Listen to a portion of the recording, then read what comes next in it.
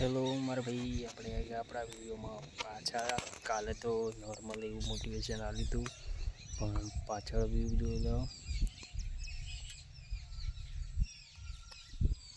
ના આપણી બાઇક એ બતાવી દો. હવે આ જ વસ્તુ વિચારવાની કે જાણે આપણે મહેનત કરતા હતા.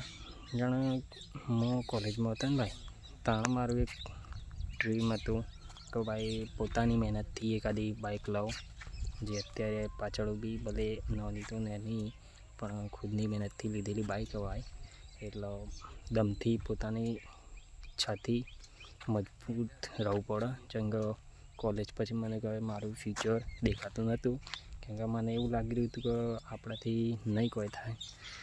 તો આપણે એક જ કામ કરતા કે ભાઈ સાયકલ લઈને 2 પેન્ડલ મારીને સીધા જતા કૂવાથી 4 લાવવાની, અને એ જ હતું ભાઈ ફ્યુચર મારું. પછી થોડો ટાઈમ કર્યું, પછી એવું લાગ્યું કે ભાઈ જીવનમાં આનાથી તો કંઈ નહીં થાય, તો કંઈક નવું ટ્રાય કરવું પડે. એટલા માટે બધા આપણે ખેતીમાંથી થોડોક અપર લેવલ ગયો ને થોડુંક વધારે વિચાર્યું ભાઈ. પછી આપણે જાતની મહેનતે તમે પહેલાં વિડીયો જોયો કે સિટીમાં ગયા, સિટીમાં રહેવાનું ખાવાનું જાતે કરવા માંડ્યા. કેમ કે હવે ફાઇનલી એ બધું તો આપણને આવડતું જ હતું બનાવતા ને ખાતા, પણ તો હવે શીખવા માટે જવું પડે. તો એ ગયા, શીખ્યા ને પેલી કર્યું, શીખીને પછી દુનિયાનો કઈ રીતના ફેસલો કઈ રીતના ચાલે એ બધું જોવા માટે આપણે સિટીમાં ગયા. સિટીમાં તો ભાઈ એક વસ્તુ જ શીખવા મળી કે ટાઈમની બહુ કિંમત. એ કિંમત કોઈ દાડો પાછી આપણને મળવાની નહીં. એટલે એન્જોયથી જે કરતા હોય કરી દેવાનું, જીવતા હોય જીવી લેવાનું. કોઈ પણ જાતનું વ્યસન કરવાનું નહીં, ખાલી પૈસા કમાવાના, એન્જોય કરવાનું લાઈફમાં. એ વસ્તુ કરશો તો બહુ આગળ જશો ભાઈ. કેમ કે હું મારી જગ્યાએ કહું તો મારી રીતે તો હું બહુ આગળ, મારા શેડ્યુલ પ્રમાણે હું ઘણો આગળ નીકળી ગયો. કેમ કે મારા અંદર ડિસિપ્લિન રાખી દીધી ભાઈ, પેશન્સ રાખી દીધી. કેમ કે ધીરજ રાખવી પડે, ધીરજ રાખીએ ત્યારે આપણે કોઈકને કોઈક સક્સેસ થઈ શકીએ. બાકી ધીરજ ના હોય તો કંઈ ના બને આપણાથી. એટલા માટે ધીરજ, પેશન્સ અને સપનાની તાકાત હોવી જોઈએ કે આપણે આગળ વધી જઈએ. એટલે એ વસ્તુ કરો તો સારું.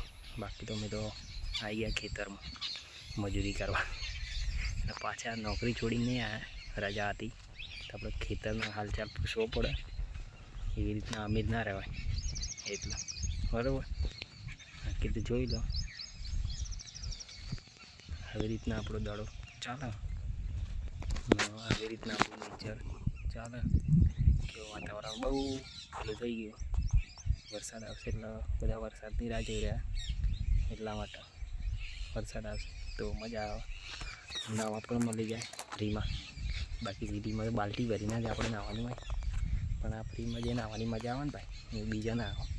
આ ફિલિંગ માટે તમે થોડાક સક્સેસ થાઓ, પૈસા કમાઓ, એક મસ્ત જમીન લો, એના ઉપર પોતાનું નાનકડું ઘર બનાવો, અને એ ઘર બનાવીને થોડુંક ખેતી થાય એટલો ભાગ રવા દેવાનો, પોતાની સબ્જી વેજીટેબલ વાવવાના, અને નોકરી શાંતિથી જવાનું ભાઈ. પોતાની વસ્તુ નીકળી જતી હોય તો બહુ મજાથી કાઢી લેવાની.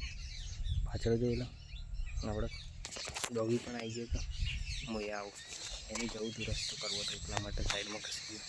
બાકી તો આવો વિડીયો બનાવશું, મળીએ ત્યાર સુધી.